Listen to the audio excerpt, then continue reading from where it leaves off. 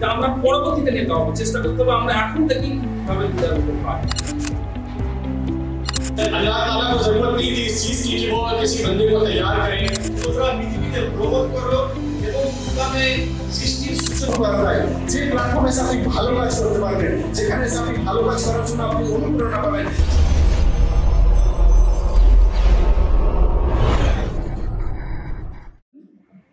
আমাদের ইন্ডিয়ার একজন ইউটিউবার আছেন আকাশ ব্যানার্জি, নাম শুনেছেন আপনার? দা দেশভক্ত বলে তার চ্যানেল।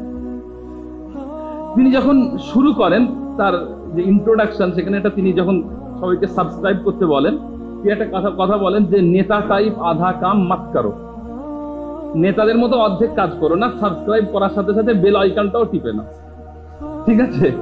তো এখানে আমরা কি বুঝলাম যে নেতা মানে হচ্ছে যারা হাত কাজ করে। নেতা মানে কি? নেতা মানে হলো যিনি কাজ কম করেন আর অন্যদের ফুটেজটা খেয়ে নেন। তিনি একটা আন্দোলন, একটা কাজ, একটা যে কোনো উদ্যোগ, সেখানে দেখা যাবে সবার থেকে কম কাজ করছেন তিনি, কিন্তু সবার আগে গিয়ে তিনি ইন্টারভিউ দিচ্ছেন, তিনি টিভিতে কথা বলছেন, যে সবার তিনি মেহনতটা নিজে খেয়ে নিন। তো এই কারণে আমরা সাধারণভাবে কি করি, নেতাদেরকে খুব একটা পছন্দ করি না। দ্বিতীয় আরেকটা কারণ হলো যে নেতা শব্দটা সাধারণত রাজনীতির সাথে যুক্ত, আর অধিকাংশ মানুষ কিন্তু বিশেষ করে রাজনীতির মধ্যে যে নোংরামিটা আছে তার কারণে আমরা অনেকেই রাজনীতিকে পছন্দ করি না, তাই না? আমরা কেউ ডাক্তার হতে চাই, কেউ ইঞ্জিনিয়ার হতে চাই, কেউ আমরা অ্যাডমিনিস্ট্রেটিভ লেভেলে কাজ করতে চাই, কিন্তু কেউ রাজনৈতিক নেতা হতে চায় না। তার কারণ হচ্ছে এই জায়গাটাকেই আমরা নোংরামির জায়গা হিসেবে দিই। আবার নেতা শব্দটা আরেকটা জায়গাতে ব্যবহার হয়, সেটা হচ্ছে কর্পোরেট ওয়ার্ল্ড। একটু আগে আমার আগের বক্তা আলোচনা করছিলেন যে কর্পোরেট তারা বিভিন্ন অনুষ্ঠানে যেতেন, সেখানে তারা অনেক মানুষ আসতেন মোটিভেশনাল স্পিকার, এবং তারা মানুষকে খুব মানে যান্ত্রিকতার ব্যাপারে আলোচনা করতেন, মেটারিয়ালিস্টিক লাইফের ব্যাপারে কথা বলতেন। তো ঠিক এই কারণেও আমাদের মধ্যে অনেক মানুষ নেতা হতে পছন্দ করে না। কিন্তু ইসলাম এই নেতৃত্ব শব্দটা, লিডারশিপের শব্দটা সম্পূর্ণ আলাদাভাবে উপস্থাপন করেছে।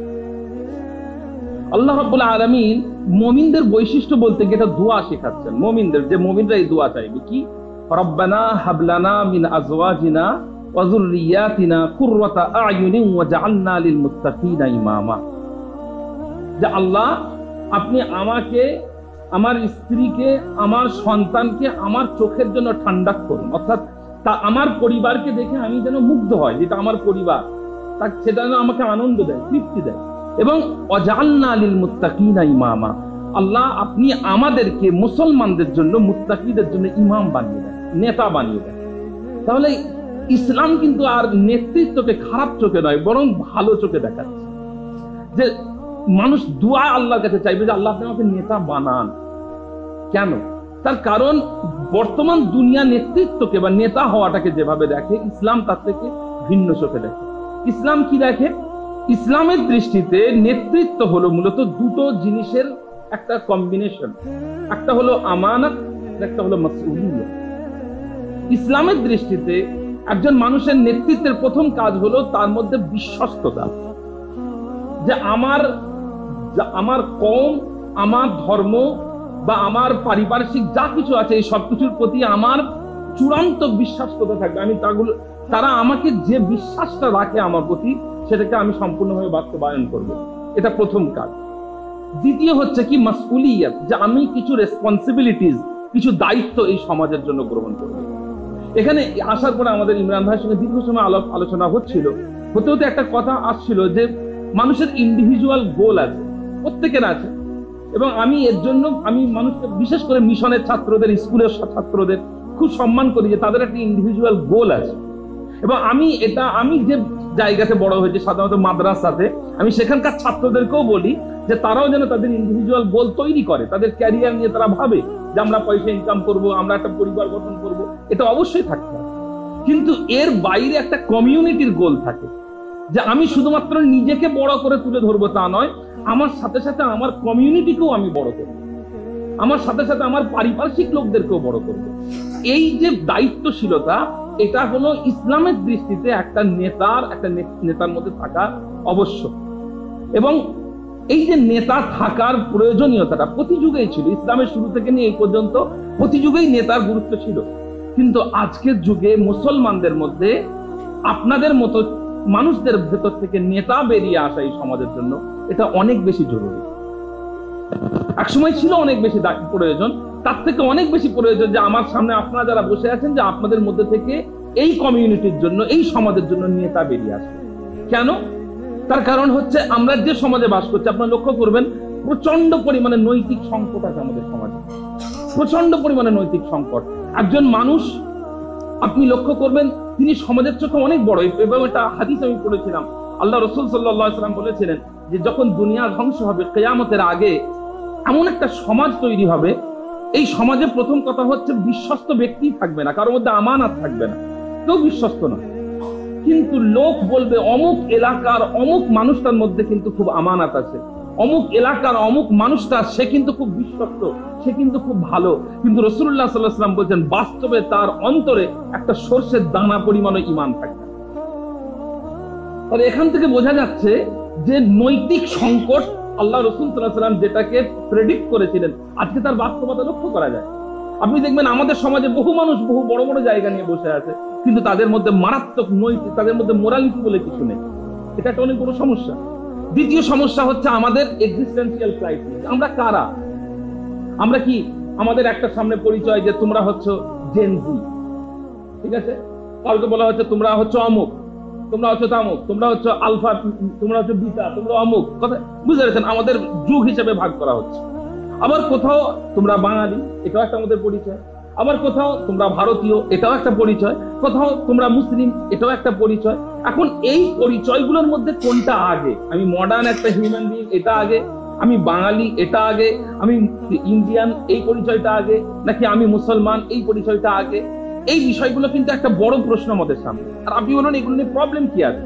প্রবলেম আছে যখন এই আমাদের আইডেন্টিটি গুলো একে অপরের সঙ্গে ক্রাশ করে, একে অপরের সঙ্গে এগুলো ক্লাশ সৃষ্টি হয়। যে আপনি বাঙালি, এখন প্যান ইন্ডিয়ানিজমের একটা ব্যাপার আছে যে পুরো ইন্ডিয়াকে এক জায়গায় যেতে হবে, সেখানে আপনার বাঙালি সত্তার সাথে ইন্ডিয়ান সত্তার একটা লড়াই লাগবে। সেই জায়গায় কোনটা এগিয়ে যাবে, আপনার কোন পরিচয়টা এগিয়ে যাবে, এটা একটা চ্যালেঞ্জ। তো এইটা আমাদের সামনে একটা প্রবলেম।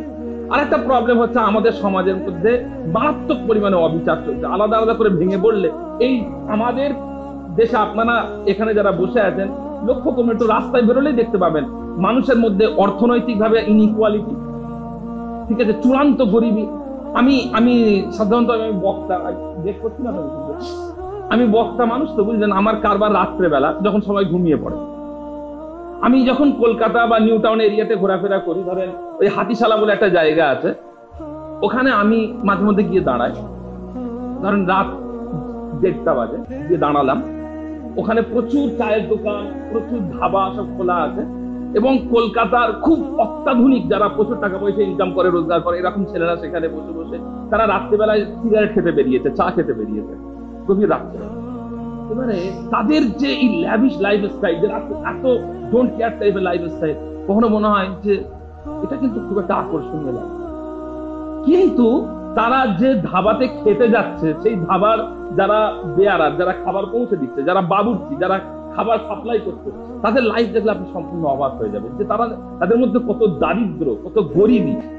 এই যে ইনইকুয়ালিটি, অসামঞ্জস্যতা, এটা আমাদের সমাজে মারাত্মক একটা জায়গায় দাঁড়িয়ে আছে। আপনি দেখতে পাবেন যে রাস্তার পাশ দিয়ে একটা দামি গাড়ি নিয়ে একজন মানুষ হু করে বেরিয়ে চলে যাচ্ছে, এটা দেখে আপনার যেমন আকর্ষণ হবে, আপনি দেখবেন ঠিক ওই রাস্তার পাশে কঠিন শীতে একজন মানুষ একটা ঠিকঠাক কম্বলও পায় না, জুবুথু হয়ে শুয়ে আছে। এটা আমাদের সমাজ। আবার একটা প্রবলেমের কথা আমি বলি, সেটা হচ্ছে আমাদের মুসলিম সমাজের মধ্যে বিভেদ। আমি অমুক, তিনি তমুক, তার চিন্তাধারা এটা, তিনি অমুক চিন্তাধারা, তিনি অমুক চিন্তাধারা। এই যে এতগুলো প্রবলেম, এই সমস্ত প্রবলেম গুলোকে যদি আমরা ওভারকাম করতে চাই, এগুলো শুধু প্রবলেম হয়ে থাকতে দিলে তো হবে না, এগুলো সলিউশন দরকার, সমাধান দরকার। এই সমাধানগুলো যদি আমরা আনতে চাই, তখন আমাদের জন্য যেটা দরকার সেটা হলো একটা ভালো লিডারশিপ, একটা ভালো নেতৃত্ব। আর এই নেতৃত্বের জন্যই, এই নেতৃত্বের গুরুত্বের জন্যই রাসূলুল্লাহ সাল্লাল্লাহু আলাইহি ওয়াসাল্লাম বারবার আমাদেরকে নেতৃত্বের কথা বলেছেন। আমি একটা হাদিস আপনাদেরকে বলি, এই হাদিসটা ইমাম বুখারী তার সহিহের মধ্যে উল্লেখ করেছেন এবং ইমাম মুসলিম তার সহিহের মধ্যে উল্লেখ করেছেন। হাদিসটা কি? হযরত ওমর রাদিয়াল্লাহু তাআলা আনহুর ছেলে আব্দুল্লাহ বিন ওমর রাদিয়াল্লাহু তাআলা আনহু, এবং আমাদের মতো মাদ্রাসার ছাত্রদের, তালিবুল ইলমদের জন্য যিনি বিরাট বড় একটা ইন্সপিরেশন, আব্দুল্লাহ বিন ওমর, তিনি বলছেন যে আল্লাহ রাসূল সাল্লাল্লাহু আলাইহি ওয়াসাল্লাম বলছেন, কুল্লুকুম রাঈন ওয়া কুল্লুকুম মাসউলুন, তোমরা প্রত্যেকেই র মানে হচ্ছে যিনি অন্যের লিডারশিপ অনুসরণ করে। প্রত্যেকে ধরেন আমি, আমার উপরে একজন লিডার আছেন, সেই লিডারের আমি অনুসরণ করছি, অনুসরণকারী। আবার অকুল্লুকুম মাসউলুন, কিন্তু তোমরা আবার প্রত্যেকেই লিডার। আমি একজনের লিডারশিপকে অনুসরণ করছি, আবার আমি অপর দিক থেকে আমি একজন লিডার। কিভাবে? আল্লাহ রাসূল সাল্লাল্লাহু আলাইহি ওয়াসাল্লাম বলছেন, ফাল ইমামু রাঈন, একজন ইমাম যিনি নেতা, তিনি একজনের অনুসরণকারী, কিন্তু আবার ওয়াহুয়া মাসউলুন, কিন্তু তিনি আবার দায়িত্বশীল। তিনি বলছেন ওয়ার রাজুলু রাঈন, একজন পুরুষ, সে একজনের অনুসরণকারী, তার উপরে একজন আছে, তার উপরে একজন লিডার আছে, কিন্তু আবার তিনি হচ্ছেন ওয়াহুয়া মাসউলুন, তিনি আবার দায়িত্বশীল তার পরিবারের ব্যাপারে। আমি একজন অনুসরণ করছি, কিন্তু আবার আমার পরিবারের ক্ষেত্রে আমি লিডার। আবার আল্লাহ রাসূল সাল্লাল্লাহু আলাইহি ওয়াসাল্লাম বলেছেন আল মারআতু রাঈয়াতুন আলা বাইতি যাওজিহা, একজন মহিলা তিনি একজনের অনুসরণ করছেন, আবার তিনি তার পরিবারের ব্যাপারে তিনি দায়িত্বশীল। এমনকি শেষে আল্লাহ রাসূল সাল্লাল্লাহু আলাইহি ওয়াসাল্লাম বললেন, তৎকালীন সময়তে আমরা জানি যে কৃতদাসের ব্যবস্থা ছিল, সমাজে কৃতদাস ছিল, স্লেভ ছিল। হুজুর পাক সাল্লাল্লাহু আলাইহি ওয়াসাল্লাম বললেন যে এই স্লেভস যারা আছে, যারা কৃতদাস গোলাম, তারাও কারো অনুসরণ করছে, কিন্তু তারা আল্লাহ রাসূল সাল্লাল্লাহু আলাইহি ওয়াসাল্লাম বলেন ওয়াল আবদু রাঈন আলা মালি সাইয়্যিদিহি, একজন দাস তিনিও তার যে মালিক তার সম্পত্তি রক্ষার ব্যাপারে দায়িত্বশীল। তাহলে এখানে আল্লাহ রাসূল সাল্লাল্লাহু আলাইহি ওয়াসাল্লাম দেখালেন যে একজন ইমাম যিনি সমাজের লিডার, তিনিও যেমন লিডার, তেমন একজন দাস, একজন গোলাম, একজন স্লেভ, তিনিও একজন লিডার। তার কারণ সমাজের প্রতিটা স্তর থেকে লিডারশিপ উঠে আসতে হবে। তো এখন কথা হলো যে আমরা তো লিডারশিপের কথা বলছি, কিন্তু কোরআন আমাদেরকে কেমন লিডারশিপের কথা সাজেস্ট করে, আমরা কিভাবে লিডার হতে পারবো, আমরা একজন ব্যক্তি থেকে, একজন মানুষ থেকে একজন নেতা কিভাবে হয়ে উঠতে পারবো, নেতৃত্ব, কিসের নেতৃত্ব, এই কওমের, এই জাতির নেতৃত্ব আমরা কিভাবে দিতে পারবো। এখানে আমাদের বর্তমান দুনিয়া অনেক সাজেশন দেবে, কিন্তু কোরআনেরও কিছু সাজেশন আছে এই ব্যাপারে। কোরআন কি বলছে? কোরআন বলছে একটা মানুষের নেতৃত্ব দেওয়ার জন্য তার মধ্যে সব থেকে বড় কোয়ালিটি হচ্ছে তার ইখলাস। এর অর্থ কি? এর অর্থ হলো যে আমরা খ্যাতি বা লোভ বা দুনিয়ার অন্য কোনো স্বার্থের দিকে খেয়াল না করে আমরা শুধুমাত্র আল্লাহ তাআলার সন্তুষ্টি অর্জনের জন্য কিছু করব। আল্লাহ রাব্বুল আলামিন কোরআন শরীফের মধ্যে বলছেন, আউযু বিল্লাহি মিনাশ শাইতানির রাজিম, কুল ইন্না সলাতি ওয়া নুসুকি ওয়া মাহইয়ায়া ওয়া মামাতি লিল্লাহি রাব্বিল আলামিন। খুব পাওয়ারফুল একটা আয়াত। এই আয়াত আমাদেরকে একদিক থেকে স্মরণ করিয়ে দেয় আমাদের লর্ড, আমাদের মালিককে, অন্যদিক থেকে স্মরণ করিয়ে দেয় কারা আমাদের মালিক নয়। আল্লামা ইকবালের একটা কবিতার লাইন আছে, আমার এক্স্যাক্টলি উর্দুটা মনে নেই, তার একটা অর্থ হলো যে তুমি আল্লাহকে সেজদা করছো, এটাকে যেন তুমি নিজের অহংকারের জন্য ক্ষতিকর মনে করো না, তোমার ব্যক্তিত্বের জন্য ক্ষতিকর মনে করো না। এই একজনকে সেজদা করতে গিয়ে তুমি হাজার সেজদা থেকে মাথা তুলে রাখো। আমার জীবন আল্লাহর জন্য এটা ভাবছেন, তাহলে আমার জীবনের মূল্য নেই, ভ্যালু নেই, যে আমার জীবন শুধু আল্লাহর জন্য না। এর আরেকটা অর্থ হচ্ছে আল্লাহ ছাড়া অন্য কারো জন্য আমার জীবন না, আমি কারো গোলামি করবো না, আমি কারো অধীনস্থ না। আল্লাহ রাব্বুল আলামিন বলে দিলেন যে তোমার নামাজ, তোমার কুরবানি, এমনকি তোমার জীবন, তোমার মৃত্যু শুধুমাত্র আল্লাহ রাব্বুল আলামিন।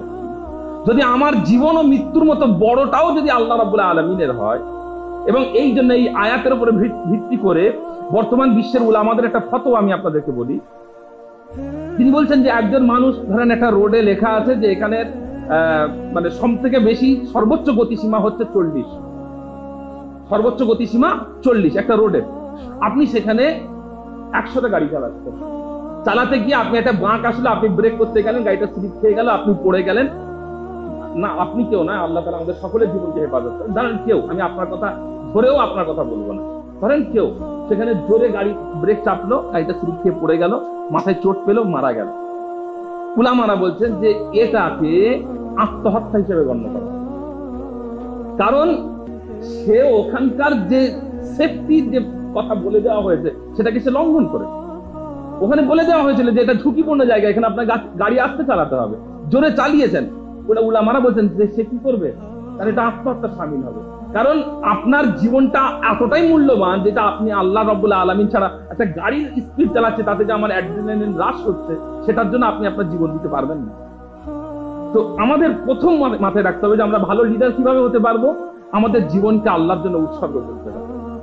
যে আমরা আমাদের লক্ষ্য, আমাদের চিন্তাধারা জীবনের প্রতিটা বাঁকে বাঁকে আমাদেরকে মাথায় রাখতে হবে যে আমরা কিভাবে এই কাজের মাধ্যমে আল্লাহকে খুশি করতে পারবো। ব্যাস, আর কিছু নয়।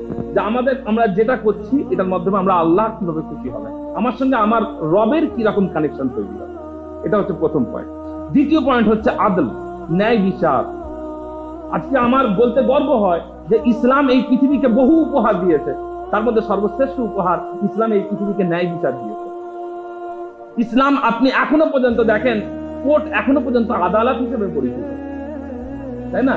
এখনো পর্যন্ত উকিল, যে আইন, এগুলো কি, এটা আরবি শব্দ কেন এসেছে? এবং এই যে ধরেন আমেরিকার একটা সিস্টেম আমাদের এখানেও ছিল, সেটা মুছে গেছে, সেটা হচ্ছে জুরি সিস্টেম। 12 জন জুরিকে বসানো হয়, তারা বিচার করেন। তো এই যে 12 জনের বিচার ব্যবস্থা কিভাবে এসেছে? তার কারণ ইসলাম বলছে যে 12 জন হচ্ছে একটা জামাত। তো 12 জন যখন একত্রিত হবে তখন সেটা জামাতের বক্তব্য হবে, সকলের বক্তব্য হবে। তো সুতরাং সেটা গ্রহণ করা উচিত। তো এটা এসেছে কোথা থেকে? এটা ইসলাম থেকে। এটা আমাদের বলতে গর্ব হয়। তো ইসলাম আমাদেরকে বারবার পরামর্শ দেয় যে আমরা যেন ন্যায় বিচারকারী হয়।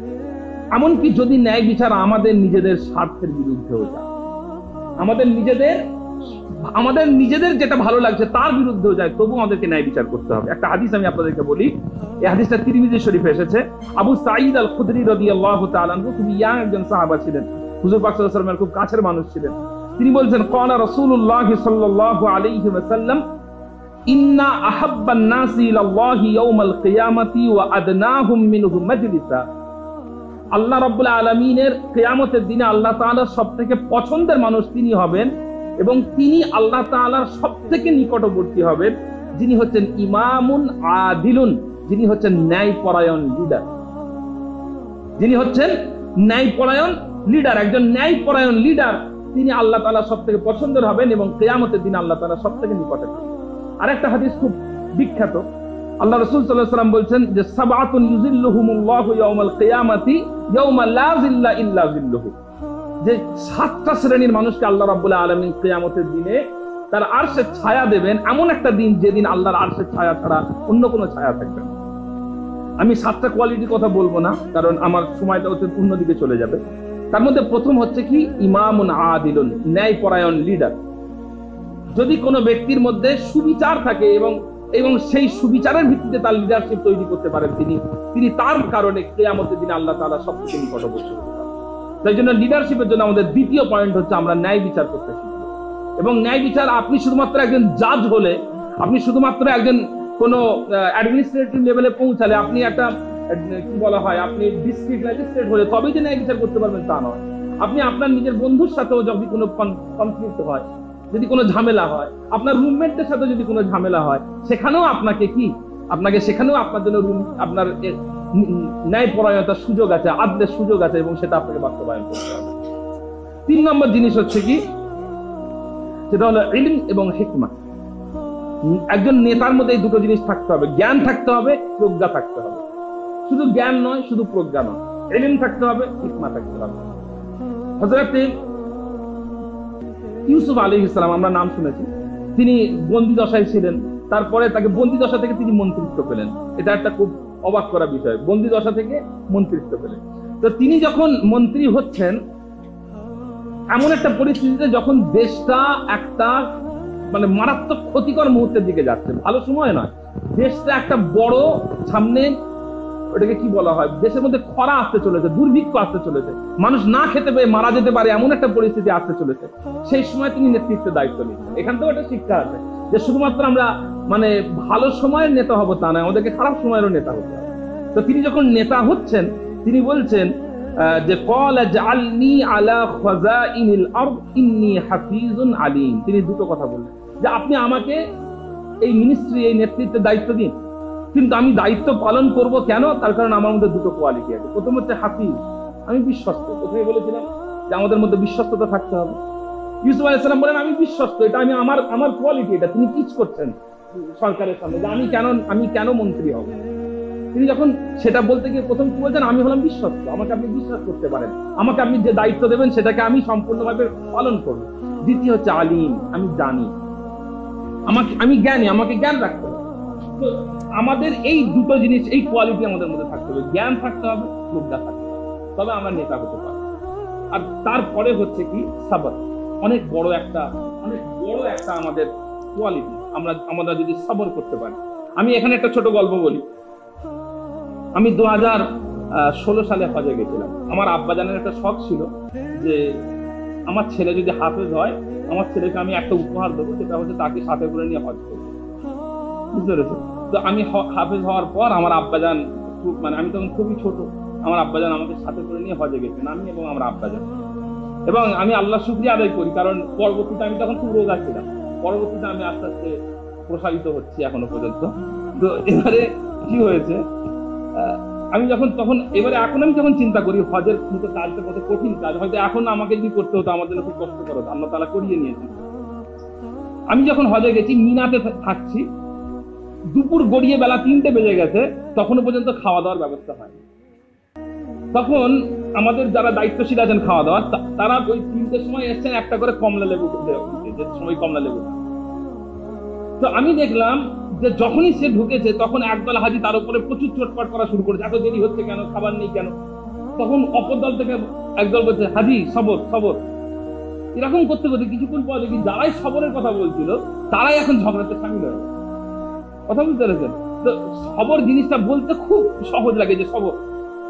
আমার উস্তাদ একটা জিনিস বলেন, যে কেউ যখন মারা যায় দেখবেন আপনি বাড়িতে মহিলারা তারকে কি করে, বিলাপ করে, দেখেছেন? আরবিতে এটাকে আর কি বলা হয়, নাও আতু বলা হয়, এটা চরম একটা অন্যায়। তো দেখবেন দীর্ঘক্ষণ কান্নার পরে যখন তারা ক্লান্ত হয়ে যায় তখন বলে, আর কাঁদবো না, আল্লাহর মাল আল্লাহকে ছেড়ে। কিন্তু আল্লাহ রাসূল সাল্লাল্লাহু আলাইহি ওয়াসাল্লাম কি বলছেন, যে আস-সাবরু ইনদা সাদমাতিল উলা, সবর হচ্ছে প্রথম ধাক্কাতে। আপনি মানুষ তো একসময় সবর করে নেয়, মানুষের যত বড়ই বিপদ হয়ে যাক না কেন, একসময় আপনি দেখবেন গাজার মতো জায়গায়, যেখানে 24টা ঘন্টা পৃথিবীর ইতিহাসে সব থেকে বড় জুলুম যেখানে করছে, তো সেই জায়গাতেও আপনি দেখবেন যে মানুষ মাঝে মধ্যে হাসছে, তার মধ্যে মানুষ বিবাহ করছে, তার মধ্যে সন্তান হচ্ছে, তাতে আনন্দিত হচ্ছে। কিন্তু তার মানে কি, মানুষগুলো তারা সবর করছে। কিন্তু কখন সবর হিসেবে গণ্য হয়, যখন প্রথম ধাক্কাটা লাগে। আল্লাহ রাব্বুল আলামিন কুরআন শরীফ সূরা সাজদার মধ্যে নেতার একটা গুণ বলেছেন, ওয়া জাআলনা মিনহুম আইম্মাতান ইয়াহদুনা বিআমরিনা লাম্মা সাবারু। আমি যখন দেখলাম যে একটা কওম তারা ধৈর্য ধারণ করছে, তাদের মধ্যে ধৈর্য ধরার ক্যাপাবিলিটি আছে, তখন আমি তাদেরকে হিদায়াতের রাস্তায় উপযুক্ত লিডার বানিয়ে দিই। তো সেই জন্য আমাদেরকে আল্লাহ তাআলা বললেন যে তোমরা যদি লিডার হতে চাও, তোমাদের মধ্যে এই বৈশিষ্ট্য থাকতে হবে যে তোমাদের মধ্যে ধৈর্য ধারণের ক্ষমতা থাকবে। আমরা যদি রাসূলুল্লাহ সাল্লাল্লাহু আলাইহি ওয়াসাল্লামের জীবনে দেখি, বারবার দেখবো যে কঠিন কষ্টের সময় তো রাসূলুল্লাহ সাল্লাল্লাহু আলাইহি ওয়াসাল্লাম সম্পূর্ণ। আমি আমার জীবনে আমার যেটা মাইন্ডে খুব মারাত্মকভাবে লেগেছিল, আমি জানি না আমি সময় বেশি নিয়ে হচ্ছি না, সেটা হচ্ছে রাসূলুল্লাহ সাল্লাল্লাহু আলাইহি ওয়াসাল্লামের ছোট ছেলে ইন্তেকাল হয়েছে। তখন আল্লাহ রাসূল সাল্লাল্লাহু আলাইহি ওয়াসাল্লামের বয়স 65 বছর। আপনারা সবাই এখানে, আমরা যারা আছি আমরা সবাই ইয়াং। আল্লাহ তাআলা আমাদের সকলের হায়াত দারাজ করেন। আল্লাহ রাব্বুল আলামিন আমাদের সকলকে আমাদের আব্বা আম্মার চোখের শীতলতা করেন, বলি আল্লাহুম্মা আমিন। যে কারণ বাপ মা আমাদের, সত্যি কথা এটা, যে আমাদের আব্বা আম্মা যখন আমাদেরকে দেখে, আপনার আব্বা আম্মা যখন আপনাকে দেখে, আপনাদের সকলের আব্বা আম্মা যখন আপনাদেরকে দেখে, তাদের মধ্যে যে আনন্দটা আছে সেটা অকল্পনীয়। সেটা তারা হয়তো ফোটাতে পারেন না, বলতে পারেন না, কিন্তু সন্তানকে দেখার যে আনন্দ, সন্তানকে বড় হতে দেখার যে আনন্দ, সন্তানকে বেড়ে ওঠে করতে দেখার যে আনন্দ, সেটা অকল্পনীয়। রাসূলুল্লাহ সাল্লাল্লাহু আলাইহি ওয়াসাল্লামের বয়স যখন 62 বছর, তার সব থেকে ছোট ছেলেটা ইন্তেকাল হচ্ছে এবং রাসূল পাক সাল্লাল্লাহু আলাইহি ওয়াসাল্লাম কাঁদছেন। ঠিক সেই মুহূর্তে খবর আসলো যে আকাশ সূর্য গ্রহণ হয়েছে এবং লোক এটা প্রচার করছে, যে রাসূল পাক সাল্লাল্লাহু আলাইহি ওয়াসাল্লামের সন্তান ইন্তেকাল হয়েছেন বলে এটা একটা শোকের বহিঃপ্রকাশ হিসেবে আল্লাহ তাআলা সূর্য গ্রহণ করেন। একদিকে রাসূলুল্লাহ সাল্লাল্লাহু আলাইহি ওয়াসাল্লাম তার সন্তান ইন্তেকাল করেছে, তিনি আসেন শোকে। অপরদিকে একটা ক্রাইসিস এসে গেছে, যে লোকের মধ্যে একটা বাজে ধারণা তৈরি হয়েছে যে রাসূলুল্লাহ সাল্লাল্লাহু আলাইহি ওয়াসাল্লামের জন্য সূর্য গ্রহণ হচ্ছে। এটা রাসূল পাক সাল্লাল্লাহু আলাইহি ওয়াসাল্লাম যদিও কাজে লাগাতে পারতেন, যা দেখো আমি হচ্ছে একজন সত্যিকারের নবী, সেই জন্য আমার সন্তানের মৃত্যুতে এত কিছু হচ্ছে। কিন্তু আল্লাহ রাসূল সাল্লাল্লাহু আলাইহি ওয়াসাল্লাম তিনি কি ছিলেন? আল আমিন ছিলেন, বিশ্বস্ত ছিলেন, চিরসত্যবাদী ছিলেন। তিনি জানেন যে এটা সত্য নয়, সেই জন্য তাকে এটা আটকাতেই হবে। তো তার সন্তান ইন্তেকাল হয়েছে, এই কঠিন শোকের মুহূর্তেও রাসূলুল্লাহ সাল্লাল্লাহু আলাইহি ওয়াসাল্লাম সকলের সামনে বেরিয়ে এলেন এসে বক্তব্য দিয়ে বললেন, না আমার সন্তানের মৃত্যুতে সূর্যগ্রহণ হয়নি, আমার কারো সন্তানের মৃত্যুতে বা কারো মৃত্যুতে কারো জন্মতে সূর্যগ্রহণ চন্দ্রগ্রহণ হয়নি, এটা আল্লাহ তাআলার দেওয়া একটা নিদর্শন। এখানে আমরা কিসের বহিঃপ্রকাশ দেখতে পাচ্ছি? সবরের বহিঃপ্রকাশ। এটা আমাদেরকে শিখতে হবে। আরেকটা বিষয় কি, সেটা হচ্ছে আমাদের মধ্যে আমানতদারি, বিশ্বস্ততা তৈরি করতে হবে। যে আমরা যেটাকে বিশ্বাস করি, আমরা যেটাকে ভাবি, আমাদের যে নীতি নৈতিকতা, আমরা কোনোভাবে সেটাকে কম্প্রোমাইজ হতে দেব না। যেটা আমরা বিশ্বাস করি সবসময় সেটাই বিশ্বাস করব, এই জিনিসটা আমাদের মধ্যে অত্যন্ত বেশি দরকার। শেষে আরেকটা জিনিস কি, আরেকটা জিনিস হলো পরামর্শ গ্রহণ করা। একজন ব্যক্তিকে বড় হতে গেলে তাকে একদম, আমি আপনাকে অনেস্ট ভাবে একটা কথা বলছি, তাকে তিনি যতটা বলবেন তার থেকে বেশি তাকে শুনতে হবে। তার মধ্যে শোনার কোয়ালিটি থাকতে হবে, অন্যের কথা ভাবার কোয়ালিটি থাকতে হবে। আল্লাহ রাব্বুল আলামিন বলেছেন, ওয়াল্লাযীনা ইসতাজাবু লিরাব্বিহিম ওয়া আকামুস সালাতা ওয়া আমরুহুম শুরা বাইনাহুম। আল্লাহ তাআলা মুমিনদের বৈশিষ্ট্য বলতে গিয়ে বললেন, তারা তাদের রবের ডাকে সাড়া দেয়, তারা নামাজ কায়েম করে এবং তারা শুরার মাধ্যমে, পরামর্শের মাধ্যমে তারা সিদ্ধান্ত গ্রহণ করে। তো সেই জন্য আমাদেরকে সবসময় মনে রাখতে হবে যে আমরা যখন সিদ্ধান্ত গ্রহণ করব, আমাদের মধ্যে যেন সবসময়তে এই মানসিকতা থাকে যে আমরা অন্যেরটা শুনবো। হযরত ওমর রাদিয়াল্লাহু তাআলা আনহু, তিনি যখন খলিফা হলেন, তিনি বয়সেও প্রবীণ, অভিজ্ঞতাও অনেক বেশি, তার মর্যাদাও অনেক বেশি, তার বিশ্বস্ততাও অনেক বেশি, কোন দিক থেকে তার এক চুল পরিমাণ কোনো ত্রুটি ছিল না। কিন্তু সেই মানুষটা যখন কোনো সিদ্ধান্ত নিতেন, তখন সিদ্ধান্ত নেওয়ার সময় তিনি তার পাশে রাখতেন আব্দুল্লাহ বিন আব্বাসকে, যার বয়স খুব অল্প, হয়তো দেখা যাচ্ছে 22 বছর বয়স। চিন্তা করেন, ওমর রাদিয়াল্লাহু তাআলা আনহুর মতো একজন খলিফা তার পরামর্শদাতা হিসেবে রেখেছেন একজন 22 বছর বয়সের মানুষ। কেন? তার কারণ এটা ইসলামের শিক্ষা যে তোমাকে পরামর্শ গ্রহণ করতে হবে। সে তার বয়স যাই হোক, তার কোয়ালিটি যাই হোক, যখন তার মধ্যে পরামর্শ দেওয়ার যোগ্যতা আছে, তোমাকে তার পরামর্শ নিতে হবে। এটা হলো ইসলামের বৈশিষ্ট্য। এবং আমি শেষে আরেকটা কথা এখানে বলে রাখি, সেটা হলো রাসূলুল্লাহ সাল্লাল্লাহু আলাইহি ওয়াসাল্লাম ভালো লিডারশিপ তৈরি করার জন্য আরেকটা জিনিস করেছিলেন, সেটা হলো কি, তিনি নিজের আশপাশে অন্যদেরকে নেতা তৈরি করেছিলেন। যদি রাসূলুল্লাহ সাল্লাল্লাহু আলাইহি ওয়াসাল্লামের লিগাসি বলা হয়, তার জীবনে যেটা রেখে গেছেন, তার মধ্যে সবথেকে ইম্পর্টেন্ট জায়গা হচ্ছে তিনি একটা এমন জাতি রেখে গেছিলেন, তারা সবাই লিডার। আবু বকর সিদ্দিক, ওমর আল ফারুক, উসমান, আলী, মুআজ, আম্মা জান আয়েশা রাদিয়াল্লাহু তাআলা আনহুম আজমাইন, তারা সবাই কি ছিলেন? লিডার ছিলেন, তারা সবাই নেতা। আপনি দেখেন, আমি একটা উদাহরণ দিই। রাসূলুল্লাহ সাল্লাল্লাহু আলাইহি ওয়াসাল্লাম ইন্তেকালের আগে একটা যুদ্ধে পাঠাচ্ছেন তার সাহাবাদেরকে। সেই যুদ্ধের সেনাপতিকে উসামা বিন যায়েদ রাদিয়াল্লাহু তাআলা। বয়স কত? 19 থেকে 20 বছর বয়স। আমি একটু আগে মুআজ বিন জাবাল রাদিয়াল্লাহু তাআলা আনহুর কথা বললাম। মুআজ বিন জাবাল রাদিয়াল্লাহু তাআলা আনহু, তিনি যখন ইয়েমেনের গভর্নর হিসেবে গেছিলেন, তার বয়স ছিল 19 বছর। চিন্তা করেন, একটা দেশের, একটা এলাকার গভর্নর, 19 বছর বয়স। যখন এইগুলো আমরা পড়ি, ভাবি যে আমরা তো আমাদের জীবন শেষ করেই ফেলি, যার তো জীবন নেই।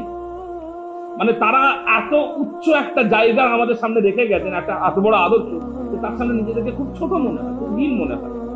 তো হযরত উসামা বিন যায়েদ রাদিয়াল্লাহু তাআলা আনহু 19 বছর বয়স, তাকে রাসূল পাক সাল্লাল্লাহু আলাইহি ওয়াসাল্লাম সেনাপতি করলেন। সেই সেনাপতির আন্ডারে একটা কমন সেনা হিসেবে যুদ্ধে যাচ্ছেন ওমর আল ফারুক রাদিয়াল্লাহু তাআলা। চিন্তা করেন যে তিনি কেমন লিডারশিপ তৈরি করেছিলেন, যে একটা ইয়াং একটা নেতা তার পেছনে অনুসরণ করছেন ওমর আল ফারুক রাদিয়াল্লাহু তাআলা। তিনি তখন তাকে নেতা বলে মনে। তো আমাদের মধ্যে তখনই উপযুক্ত লিডারশিপ তৈরি হবে যখন আমি একা নেতা হব তা নয়, আমার সাথে সাথে আপনাকেও হতে হবে, আমাদের সকলকে নেতা হতে হবে। এই নেতৃত্ব কিসের? আল্লাহ রাব্বুল আলামিনের আইনকে প্রতিষ্ঠা করার, আল্লাহ রাব্বুল আলামিনের হুকুমকে প্রতিষ্ঠা করার লিডারশিপ, এটা আমাদের মধ্যে থাকবে। এখন প্রশ্ন হচ্ছে, এবারে আমরা শেষ করে কনক্লুড করব, সেটা হলো যে আমরা নিজেরা কিভাবে, আমরা যারা আছি আমাদের মধ্যে, আমরা যদি আমাদের পারিপার্শ্বিক অবস্থা থেকে, আমরা সবাই স্টুডেন্ট, এই অবস্থা আমরা কিভাবে লিডারশিপের জন্য কাজ করব? প্রথম মনে রাখবে যে আমরা পাস আউট করব, আমরা যখন বড় হয়ে যাব তখন আমরা আরো বেশি, আমরা তখন লিডার হব, ব্যাপারটা তা নয়। আমি যখন খুব ছোট, মানে আমি যখন মাধ্যমিক উচ্চ মাধ্যমিক দিচ্ছি, তখন থেকে আমার বাইরের বই বলতে স্কুলের বইয়ের, সিলেবাসের বইয়ের বাইরের অন্য বই পড়ার আগ্রহ অনেক বেশি ছিল। তো আমি সেটা অন্যদেরকে বলতামও, যে আমি অন্যদেরকে, আমার সহপাঠীদেরকে মাঝে মাঝে উপন্যাস পড়তে দিতাম, মাঝে মাঝে গিফট করতাম। তো আমার একটা বন্ধু ছিল, সে খুবই সম্ভাবনাময় ছিল, সে ফাজিলের সেকেন্ড হয়েছিল। তো হঠাৎ করে তার মধ্যে কি হয়েছে, সে কবিতা লিখতে শুরু করে, কবিতা লিখতে। এটা আমার শিক্ষকের কাছে, একজন শিক্ষকের কাছে খবর গেছে যে অমুক সে সামনে ভালো রেজাল্ট করার সম্ভাবনা আছে, কিন্তু সে কবিতা লিখছে। তো আমার শিক্ষক মহাশয় তার সাথে দেখা করতে গেছেন, গিয়ে তাকে বুঝিয়েছেন, দেখো কবিতা লেখার অনেক সময় আছে, এখন মন দিয়ে পড়াশোনাটা করো। আমাকে এই কথাটা সে শুনিয়েছে। আমি তাকে একটা কথা জিজ্ঞেস করলাম যে অনেক সময় আছে, তো যিনি আপনাকে পরামর্শ দিয়েছে আমার শিক্ষক, তার হাতেও তো অনেক সময় আছে, তো তিনি কবিতা লিখছে না কেন? তার হাতে তো অনেক সময়। এর বাইরেও আমরা অনেক কাজ করতে পারি, আমাদের অনেক শক্তিশালী আল্লাহ তাআলা করেছেন, আলহামদুলিল্লাহ। তো প্রথম হচ্ছে এটা ভাবলে হবে না যে আমরা পরবর্তীতে নিতে হবে, চেষ্টা করতে হবে আমরা এখন থেকেই কিভাবে লিডার হতে পারি, এবং এর জন্য যেটা করতে হবে সেটা হলো নিজেদের উপর কন্ট্রোল। আমি আমেরিকার একজন খুব বড় সেনা প্রধানের একটা ইউটিউব বক্তব্য শুনেছিলাম। তিনি বলছেন যে যদি তুমি ভালো লিডার হতে চাও, তাহলে প্রথমে যেটা করতে হবে যে সকালবেলা ঘুম থেকে উঠে তোমার বিছানাটা খুব ভালো করে গোছাতে হবে। কারণ তোমার বিছানার উপরে যদি তোমার কন্ট্রোল থাকে, তাহলে অন্যদের উপরেও তোমার কন্ট্রোল থাকে। আপনি যদি ঘুম থেকে উঠে বিছানাটা একদিকে ছুড়ে দিলেন, বালিশটা একদিকে ছুড়ে দিলেন, ঘরটা থেকে পরিষ্কার, তার মানে কি আপনার নিজের মধ্যেই নিজের সেলফ ডিসিপ্লিন নেই। এটা তৈরি করতে হবে আমাদের সর্বপ্রথম। তার জন্য আমাদেরকে নিয়মানুবর্তিতার মধ্যে আসতে হবে, জীবনকে একটা সিস্টেমাইজ জায়গাতে নিয়ে যেতে হবে। আর সিস্টেমে কেন নিয়ে যেতে হবে আমি একটুখানি বলে দিই। একজন খুব বড়, এই সময়ের একজন খুব বড় ব্যক্তি আছেন, ওনার নামটা এই সময় মনে পড়ছে না। তিনি বলছেন যে কোনো ছাত্রের অভ্যাস হচ্ছে সকাল 7টায় ঘুম থেকে ওঠা, বা কোনো মানুষের অভ্যাস হচ্ছে, ধরেন কারো অভ্যাস বেলা 12টাতেই ওঠা, কিন্তু উনি বলছেন যে তার উচিত প্রতিদিনই বেলা 12টায় ওঠা। একজন মানুষ যদি এরকম করে, আজকে সকাল 7টায় উঠে পড়লাম, কালকে সকাল 8টায় উঠবো, তারপরের দিন ভোর 5টায় উঠবো, একদিন রাত 9টায় শোবো, একদিন রাত 11টায় শোবো, কি হবে? আপনার নিজের মধ্যে রুটিন তৈরি হবে। যেদিন আপনি ধরেন, আমার অভ্যাস হচ্ছে যে আমি সকালবেলা ফজরের পরে শুই, সকালবেলা ঘুমাই এবং আমি জোরে সময় উঠি। কারণ আজকে আমি সকাল উঠে পড়েছি, আমাকে এখানে আসতে হবে, উঠে এবার আমি নাস্তা খুঁজছি, কিন্তু নাস্তা পাচ্ছি না, কারণ আমার তো সেটিং বেলা 12টায় উঠে নাস্তা পাচ্ছি, এই সময় আমার নাস্তা পাচ্ছি না। কথা বুঝতে পারছি? তো এইরকম একটা প্রবলেম তৈরি হয় যখন আমাদের মধ্যে নিয়মানুবর্তিতা না থাকে। এটা আমাদের তৈরি করতে হবে। দ্বিতীয় কথা হচ্ছে যে পড়াশোনাটা অবশ্যই মার্কশিটের জন্য হবে, ভালো নাম্বারের জন্য হবে, তবে এর সাথে সাথে আমাদের চেষ্টা রাখতে হবে যে আমরা কিভাবে আমাদের মধ্যে সততা তৈরি করব, দায়িত্ববোধ তৈরি করব, এবং অন্যের প্রতি সার্ভিস, সেবা আমাদের মধ্যে যখন কিভাবে তৈরি হবে। এর সাথে সাথে আমাদের, আজকে আমার খুব ভালো লাগলো যে আপনারা সকলে এমন একটা জায়গাতে যেখানে ডিবেট হচ্ছে, আলোচনা হচ্ছে, আপনারা সেখানে সকলে সামিল হয়েছেন। এটা হলো বাস্তব জীবনের প্রশিক্ষণ। এরকম পড়াশোনার সাথে সাথে এরকম অ্যাক্টিভিটিস আমাদের যোগ দেওয়া, এটা আমাদের ভবিষ্যতের লিডারশিপের জন্য অনেক বড় প্রয়োজন। আর শেষ যে পয়েন্টটা সেটা বলবো, আমাদের প্রত্যেকের জীবনে মেন্টর তৈরি করতে হবে, যাকে দেখে আমরা শিখবো। আমি এখানে একজন ব্যক্তির নাম বলবো, আমার নিজের জীবনের সত্যি বলি। তার নাম হলো, আমি কোথাও এই কথা পাবলিকলি বলিনি, তার নাম হলো ডাক্তার ইয়াসির, ডাক্তার আসরার নাকি না, পাকিস্তানের যিনি আছেন, ডাক্তার ইসরার আহমেদ রাহিমাহুল্লাহ। ওনার সঙ্গে উনি একটা অন্য চিন্তা ভাবনার মানুষ, আমি একটা অন্য চিন্তা ভাবনার মানুষ, প্রথমে বলে রাখি। আমি ওনার এমন নয় যে আমি তার বিশাল ভক্ত বা এমন কিছু, তা নয়। আমি এক্ষেত্রে আবার আমি ইবনে তাইমিয়া সাহেবের একটা কথাকে আমি খুব আমার মাথায় রাখি। যদি ইবনে তাইমিয়া সাহেবের সাথে আমার নিজের ব্যক্তিগত অনেক মতানৈক্য আছে। ইবনে তাইমিয়া সাহেব একটা কথা বলতেন যে আল্লাহ রাসূল সাল্লাল্লাহু আলাইহি ওয়াসাল্লাম ছাড়া প্রত্যেক মানুষের জীবনে থেকে কিছু নেওয়ার আছে, কিছু বাদ দেওয়ার আছে। আল্লাহ রাসূল সাল্লাল্লাহু আলাইহি ওয়াসাল্লাম একমাত্র মানুষ যার জীবন থেকে সব নিতে হবে, বাকি প্রত্যেক যারা আছে তাদের জীবন থেকে কিছু নেওয়ার আছে, কিছু বাদ দেওয়ার আছে। তাই আপনি কাউকে কোনোদিন এমন করবেন না যে ইনি যেটা বলতেন সব ঠিক, এর বাইরে যা আছে সব ভুল, এমন না। প্রত্যেকের কিছু নেওয়ার আছে, কিছু ছাড়ার আছে। তো ডক্টর ইসরার আহমেদ সাহেব, তিনি থাকেন একটা খুব ছোট্ট বাড়িতে, দুটো সাধারণ বেড ওনার জন্য এবং ওনার স্ত্রীর জন্য, এবং একটা বইয়ের আলমারি। তো ওনার সঙ্গে ডাক্তার জাকির নায়কের একটি সাক্ষাৎ হয়েছিল। তো ডাক্তার জাকির নায়ক একটা জিজ্ঞেস করেছিলেন যে আমি কি করে ভালো দায়ী ইলাল্লাহ হতে পারবো। তখন ডক্টর ইসরার আহমেদ তাকে একটা পরামর্শ দিয়েছিলেন, সেটা হলো তোমার ব্যক্তিগত চাহিদাকে মিনিমাল জায়গায় নিয়ে আসো। তোমার নিজের ব্যক্তিগত চাহিদা যত কম হবে, তুমি তত ভালো দায়ী ইলাল্লাহ। তোমার যদি ব্যক্তিগত চাহিদা এটাই থাকে যে আমি দাওয়াতের কাজে যাব, কিন্তু আমি একটা দামি গাড়িতে যাব, দাওয়াতের কাজে যাব কিন্তু আমার হাতে একটা দামি ঘড়ি থাকতে হবে, আমার কাছে একটা দামি মোবাইল থাকতে হবে, বা এরকম কিছু, তাহলে তুমি ভালো দায়ী ইলাল্লাহ হতে পারবে। তো আমার কাছে, আমি এই কথাটা ডাক্তার ইসরার আহমেদের এই কথাটা আমার এই জায়গাটা আমার কাছে তাকে মেন্টর মনে হয়, আমি তার কাছে এটা শিখে। তো আপনাদেরকে প্রত্যেকের নিজের জীবনে এরকম মেন্টর খুঁজতে হবে, যাদের থেকে আপনি বাস্তবভাবে শিখবেন যে কিভাবে আপনি যেটা হতে চাইছেন সেটা করা তারা কিভাবে করছেন। এটা যখন আপনারা শিখতে পারবেন, ইনশাআল্লাহ আগামীতে একটা খুব ভালো নেতৃত্ব দেওয়ার আপনাদের সামনে সুযোগ তৈরি হয়ে যাবে। এবং আমি মানে আল্লাহ রাব্বুল আলামিনের থেকে দোয়া চাই, আল্লাহ রাব্বুল আলামিন আমাদের সমাজে এখন বহু চ্যালেঞ্জ আছে, আমাদের সমাজে অনেক চ্যালেঞ্জ আছে আমাদের সমাজে একটা ভালো নেতা হয়ে ওঠার ক্ষেত্রে, কিন্তু আমি আল্লাহ রাব্বুল আলামিনের কাছে দোয়া চাই যে আল্লাহ তাআলা আমাদের সকলকে সেই সমস্ত চ্যালেঞ্জগুলোকে ওভারকাম করে সেই সমস্ত চ্যালেঞ্জ থেকে আমাদের উঠে গিয়ে আমাদের প্রত্যেকের মধ্যে একটা ভালো লিডারশিপ তৈরি করুন, আমাদের মধ্যে ভালো নেতৃত্ব দেওয়ার ক্ষমতা তৈরি করুন। এটা ইনশাআল্লাহ আমাদেরকে একটা উত্তম ভবিষ্যতের দিকে নিয়ে যাবে, সেই ব্যাপারে আশাবাদী হয়ে এবং সেটার দোয়া কামনা করে আমি আমার সংক্ষিপ্ত বক্তব্য এখানে শেষ করছি। আসসালামু আলাইকুম ওয়া রাহমাতুল্লাহি ওয়া বারাকাতুহু।